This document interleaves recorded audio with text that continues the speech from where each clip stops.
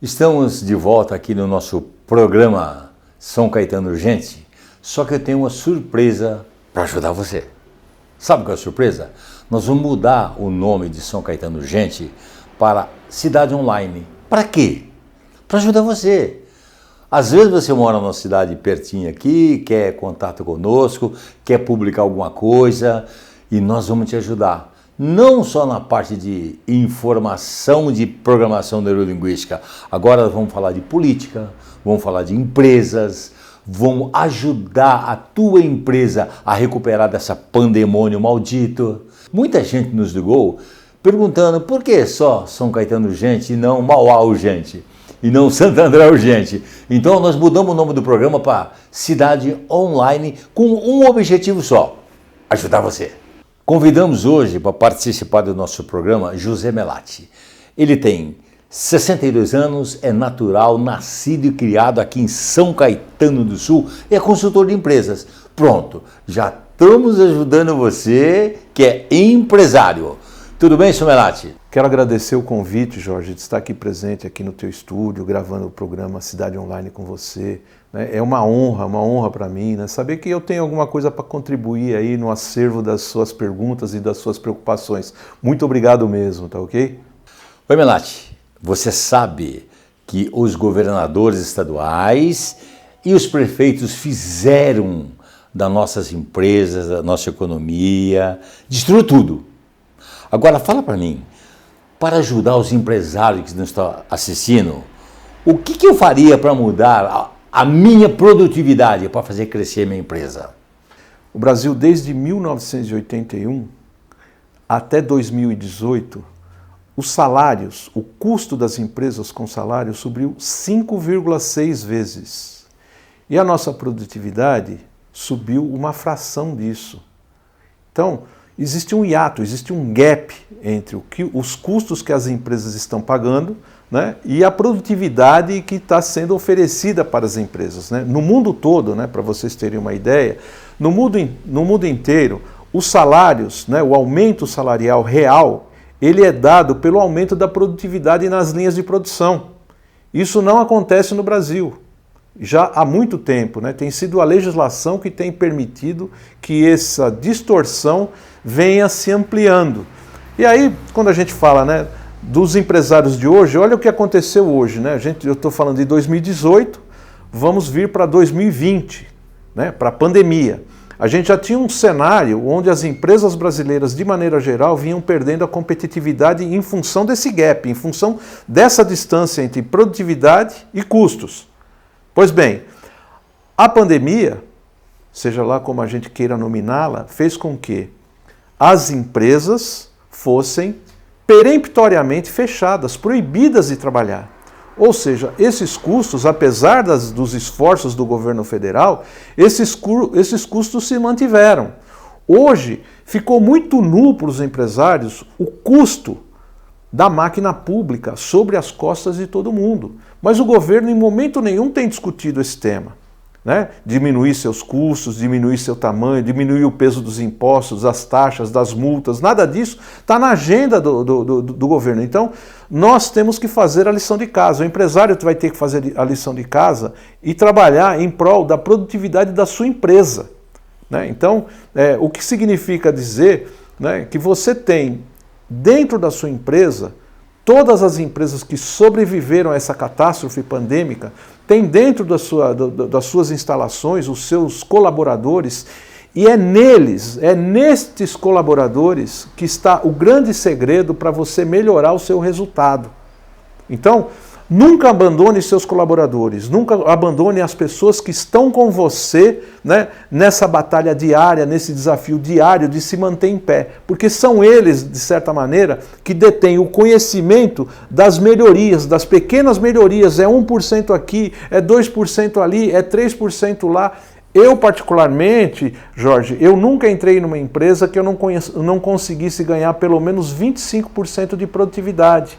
Né? Isso é um dado da realidade. Mas olha, vocês têm que tomar cuidado, que produtividade e consultoria são termos muito amplos. né? São termos muito vagos, né? Então você tem muita gente que acaba entrando no mercado sem saber direito o que está fazendo. Vende o que a gente chama de bullshit, ou seja, palavras, né? Palavras que são jogadas ao vento. O empresário muitas vezes desconhece o sentido daquelas palavras, né? E acaba pagando por um produto que ele não sabe se vai dar algum tipo de resultado para ele. Então, isso é, digamos assim, nesse esforço da retomada, é a principal atenção que os empresários vão ter que ter na contratação de uma consultoria, é de realmente eu vou ter algum produto ao qual eu possa, de certa maneira, olhar para ele e identificar uma melhoria dentro da minha empresa. E eu estou falando de produtividade, estou falando de processos, estou falando de sistemas, estou falando de outsourcing, mas existem outras consultorias no mercado, existem consultorias de marketing, existem consultorias de RH, né? Existem consultorias jurídicas, existe uma miríade, um sem número de consultorias diferentes. Então, o empresário tem que olhar direito, né, para ver se ele não compra o que eu chamei inadvertidamente de bullshit, mas é isso que os consultores falam, estou vendendo bullshit para o empresário. Se você comprar bullshit, nunca mais você vai comprar uma consultoria. Então, eu acho que é a minha preocupação principal em trazer aqui para o público de vocês, para o nosso público, na verdade, tá ok? Diante dessa destruição provocada pelos governadores e prefeitos, já está mudando até a forma de contratação de empregados. O que você tem a dizer sobre essa contratação, esquecendo a CLT? Olha, Jorge, essa é uma pergunta que ela é ao mesmo tempo capciosa, né? A legislação ainda é um pouco nebulosa com relação a isso, mas esse é um caminho, é praticamente um caminho sem volta, né? A reforma trabalhista, né, que a gente vivenciou a partir de 2017, 2016, né, com o final do governo do governo anterior, né? Não vamos dar nomes não vamos fazer propaganda de ninguém aqui, né? Mas ao final daquele governo já houve e tem havido um grande esforço de reforma da legislação trabalhista, né? Então eu acho que vai ter um momento de compatibilização dessa forma de contratação com a legislação vigente, né? De toda forma, a simples mudança de CLT para PJ, muitas vezes ela não produz os resultados esperados. Por quê? Muitas vezes o funcionário, né, o colaborador, né, o funcionário que deixa de ser funcionário e acaba virando colaborador, ele acaba percebendo, né, uma melhoria na sua renda, mas essa melhoria na sua renda, até por ele não ter uma visão empresarial, porque ele deixou de ser um funcionário, ele virou um colaborador, e um colaborador através de quê? Através da empresa dele mesmo, mas ele ainda não é um empresário. Ele é apenas um funcionário que está emitindo uma nota fiscal como pessoa jurídica para eventualmente continuar ganhando. Ele melhora o rendimento dele, mas de certa maneira ele não melhora a produtividade e os resultados da empresa. Para que isso aconteça, é necessário inexoravelmente que o empresário ele tenha uma visão de fazer com que essa mão de obra, esses colaboradores, esses novos colaboradores tenham uma visão empresarial do seu próprio negócio. Que eles produzam em cima de uma meta, né, que será dada não pelo próprio empresário, mas pelo mercado. Muitas vezes você está produzindo, você está vendendo alguma coisa, está ofertando alguma coisa ao mercado e o mercado é comprador daquele produto, mas você tem gargalos que você não consegue superar.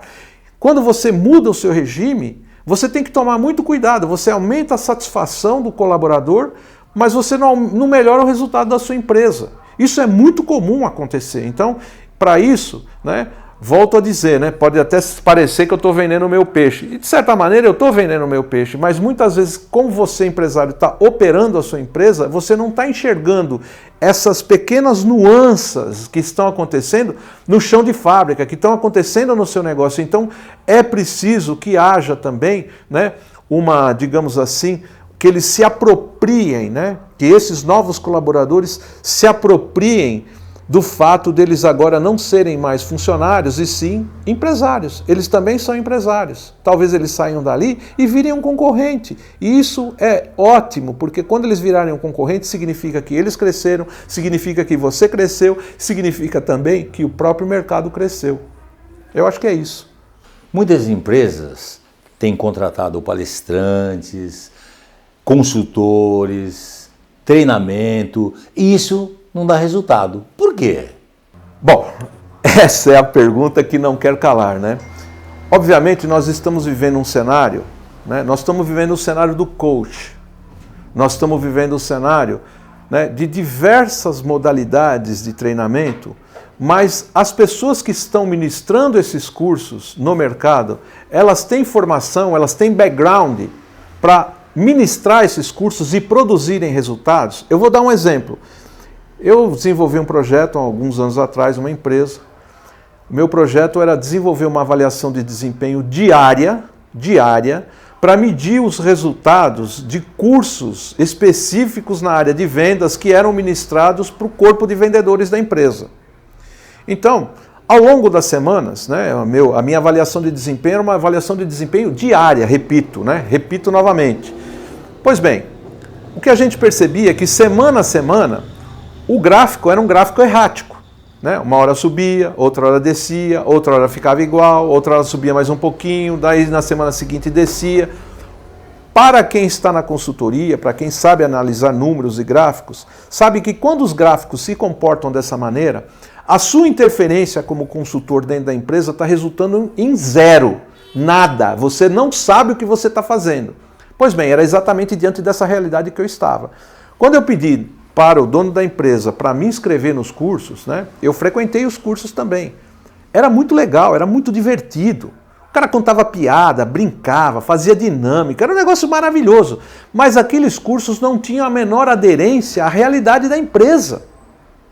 E, de certa maneira, eles tomavam tempo do corpo de vendas. De certa maneira, os vendedores, né, e o pessoal do corpo de vendas ficava muito agastado. Bom, eu gosto desse termo, né, mas não é um termo muito comum, né, mas ficavam muito injuriados deles não estarem cuidando das próprias vidas após o expediente, porque o curso era de noite, e estarem lá ouvindo piadas que muitas vezes eram piadas repetitivas e eles já conheciam. Então, o empresário tem que tomar muito cuidado com a modalidade da consultoria que ele está contratando, com o consultor que ele está contratando, pode contratar um coach, pode contratar, né, dessas modalidades mais modernas que existem, pode contratar, não tem problema nenhum. Só veja a proficiência desse consultor que está adentrando ao seu universo empresarial. E muito mais do que isso, né, quando a gente está falando de cursos, né, e discursos, né, você tem, né, eu uso sempre essa brincadeira, né, foi um curso ou foi um discurso? Né, porque se você não traz nada de volta, não adere nada em você daquele curso, foi só um discurso. Né? Então, eu acho que é esse o principal cuidado. Né? Então, quando eu estou vendendo, né, de certa maneira, eu estou vendendo o meu peixe, né, Jorge? Estou dizendo, toma cuidado. Né? Tanto a consultoria requer uma certa preocupação, não só com relação ao tipo de consultoria que você está contratando, mas o consultor que está ministrando aquela consultoria, e nos cursos mais ainda. Melati, você é um grande consultor, você é habilidoso em licitações.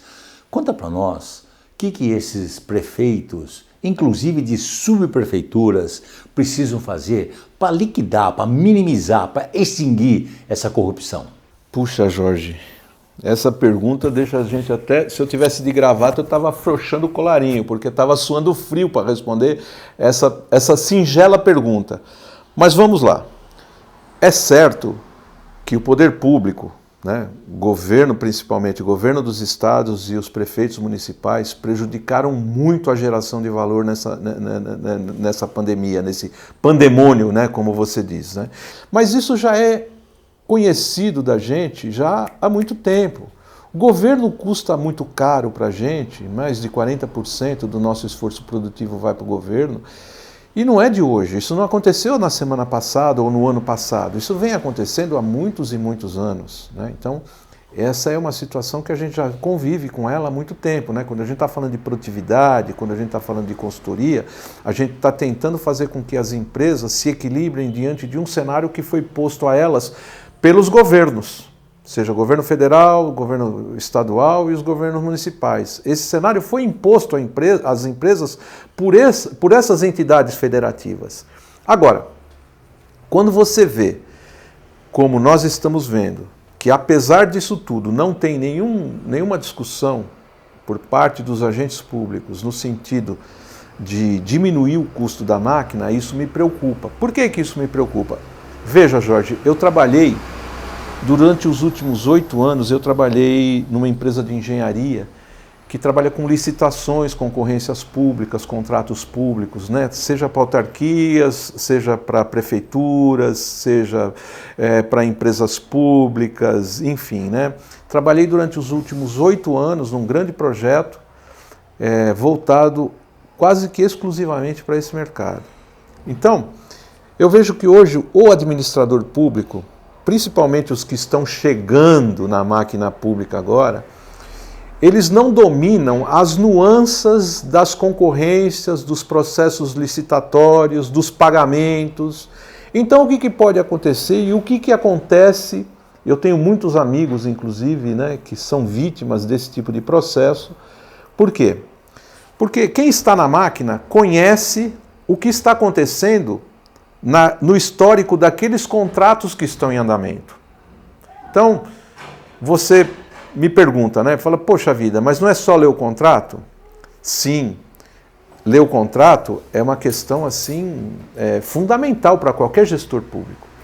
Acontece que existem nuances dentro dos termos do contrato que quem não conhece os números, quem não conhece o histórico daquela prestação de serviço, pode chegar no final de cada mês e assinar uma medição de pagamento totalmente fraudada. Por quê? Porque ele só é o responsável por aquilo, mas ele não é o cara que está lá no campo verificando quantos quilômetros de varrição foram feitos no meu bairro, ou foram feitos na minha prefeitura, ou foram feitos naquela determinada cidade. Ele não sabe. Ele vai confiar num fiscal de contrato que vai chegar para ele e falar, olha, o diretor, o doutor, o prefeito, olha, nós tivemos aí 100 quilômetros de varrição.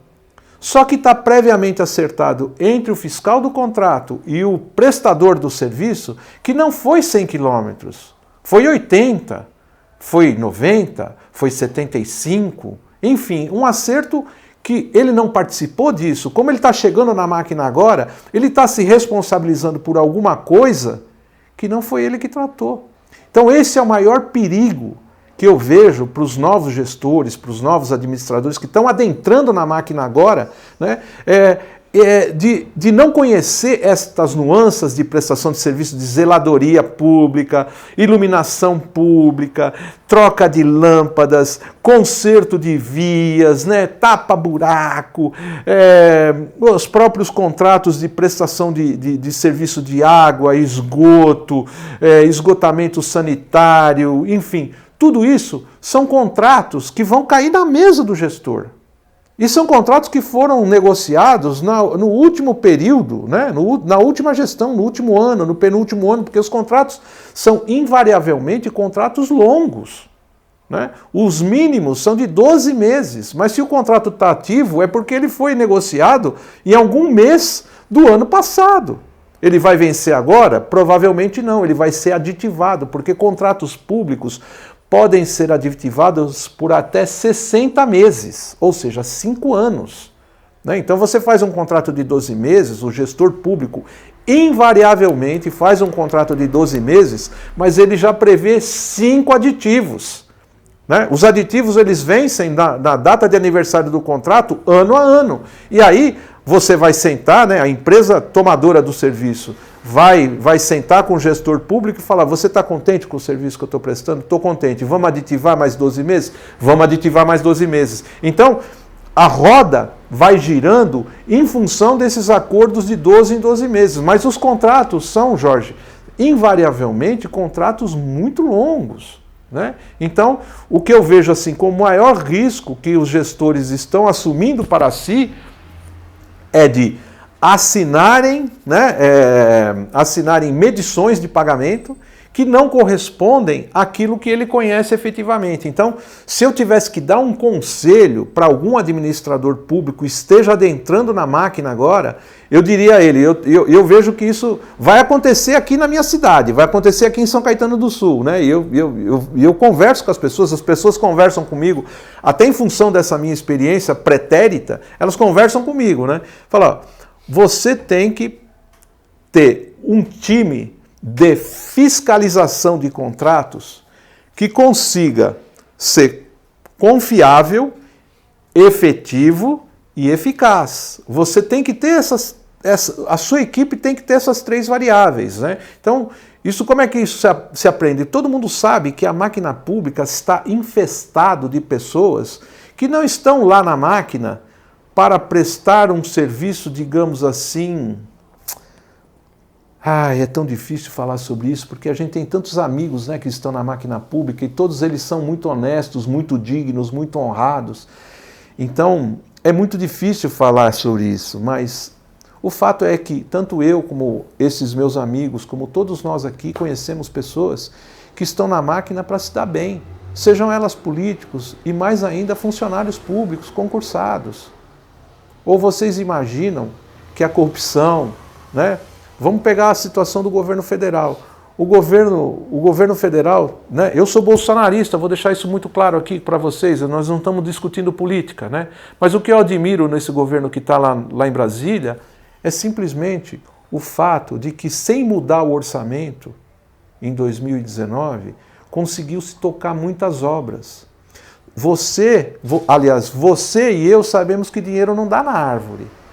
De onde veio o dinheiro para tocar as obras que não foram tocadas, se o orçamento não previa tocar aquelas obras? É simplesmente a eliminação do fator corrupção.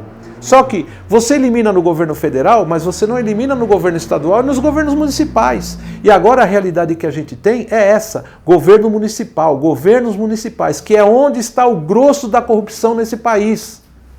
Né? É ali que está o grosso da corrupção. Então você pega, por exemplo, a cidade de São Paulo. A cidade de São Paulo é um universo. Eu já fiz projetos, né, para aquelas administrações regionais, acho que agora chama-se subprefeituras, né? Mas eu já fiz projetos para as administrações regionais, eram projetos tecnicamente perfeitos. Mas infelizmente eu não tinha aquilo, até porque a empresa para a qual eu prestava serviço tinha regras de compliance muito rígidas, então eu não tinha aquilo para oferecer que os gestores pediam. Né? Então eu tenho certeza que eu perdi concorrência para pessoas que distribuíam favores.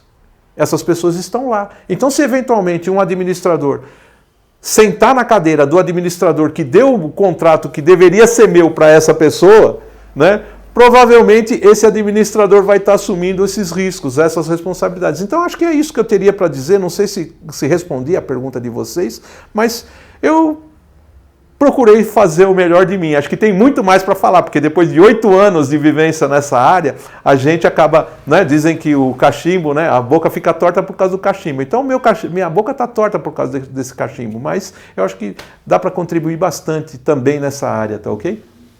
Melati, muito grato por você estar aqui, por dar tantas explicações para nós. E eu espero contar com você novamente. E daqui a pouco, vamos falar um pouquinho de programação neurolinguística? Então tá, até daqui a pouquinho.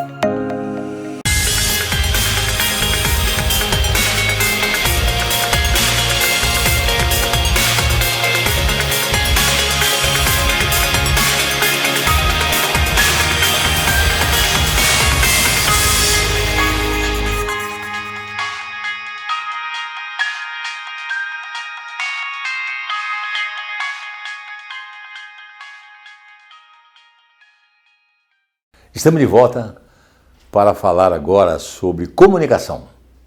Comunicador igual Melati é difícil, né? Ele falou bastante coisa, ajudou-nos bastante. Eu tenho certeza que ele ajudou você também e tenho certeza que ele vai voltar aqui. Agora eu quero falar alguma coisa sobre comunicação. A comunicação é fundamental na vida de qualquer pessoa. Comunicar é básico para qualquer projeto, para qualquer vitória, para qualquer coisa você tem que comunicar. Você já nasce comunicando. Quando você é bebê, você chora para dizer que está com fome, não é isso? Então, agora, muitas pessoas falam assim que você tem que ter sabedoria. Você sabe o que é sabedoria? Pois é, sabedoria não é saber as coisas. Sabedoria é saber exatamente o que passar para a pessoa, para você ajudar a pessoa. Não adianta nada eu fazer 35 faculdades, pós-graduação e não passar para as pessoas. Sabedoria é isso. É saber colocar aquilo que você sabe para ajudar a outrem. Muitas pessoas confundem. Falam que sabedoria é saber as coisas. Negativo, isso é comunicação. A comunicação é tão forte, mas tão forte, que nós temos várias portas de entrada de bem e de ruim, de mal. Então presta atenção, você tem a chave dessa porta. Você pode impedir o que entra. Você sabe uma das portas principais que nós temos de entrada para nos ajudar ou destruir-nos? Ouvido. Sabia disso? O fake news mata-nos. O comunista mata. O comunista é tão pedante que ele consegue mudar a verdade. Como que ele faz isso? Na insistência. E nós não somos insistentes, sabia? Nós temos ferramentas maravilhosas na mão que não usamos. O comunista, se tiver um canivetinho, ele faz um arraso. Então, nós precisamos saber por que isso. Porque eles se comunicam, eles gritam. Você já ouviu falar, é melhor só do que mal acompanhado? O comunismo te dá duas opções, é melhor só do que mal acompanhado. E se você estiver bem acompanhado, não é melhor ainda? Vocês perceberam a comunicação deles? Então, preste atenção. Se atente àquilo que você ouve e se atente àquilo que você fala. Porque se você falar as coisas adequadas, vai ajudar as pessoas. Se você falar de forma inadequada, você atrapalha as pessoas. E nós estamos aqui para ensinar você a ser o melhor, ensinar você que você é o melhor, que você consegue tudo. O que acontece na nossa vida, a primeira coisa é a tua palavra, a tua verbalização. Eu quero comprar um carro preto, pronto. É assim que é a comunicação, é assim que você tem que fazer. Daqui um dia você compra um carro preto, porque já apareceu aonde? Na sua mente, tá bom? E pare de usar emoção. O que? Quociente emocional são 70% a 80%. O quociente intelectual, 20%. Então use mais esse 20 que você vai ter muito mais vitórias, prazeres, resultados do que o que? A emoção mata, a inteligência te dá vida. Até mais, estaremos de volta com o novo programa Cidade Online. Lembra disso, não é mais São Caetano Urgente, é Cidade Online, para te ajudar.